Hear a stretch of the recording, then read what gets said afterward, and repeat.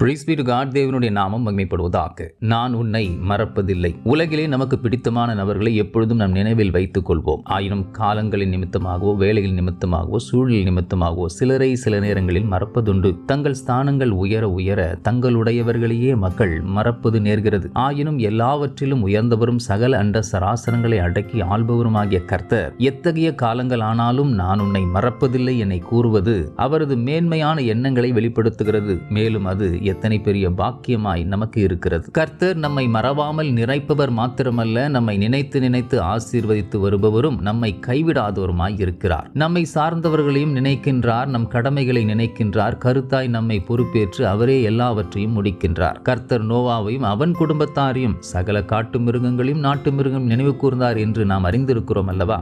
அத்தகைய அன்பும் கரிசனையும் சகல அதிகாரம் படைத்த தேவன் இன்றைக்கு உன்னை பார்த்து கூறுகிறார், நான் உன்னை மறப்பதில்லை என்று. ஆகவே தற்போதைய உலக சூழ்நிலையும் மனிதர்களையும் நினைத்து கைவிடப்பட்டவர் போல் கலங்கி நிராமல் என்னை மறவாதவர் ஒரு இருக்கிறார் என்று விசுவாச அறிக்கையோடு முன்னேறி கடந்து செல்வோம். நம்மை மறவாதவர் மறுமலர்ச்சியை தந்து நம்மை எல்லாவற்றிலும் மலர செய்வார், மகிமையான மறுரூபமும் ஆக்குவார். God bless you abundantly.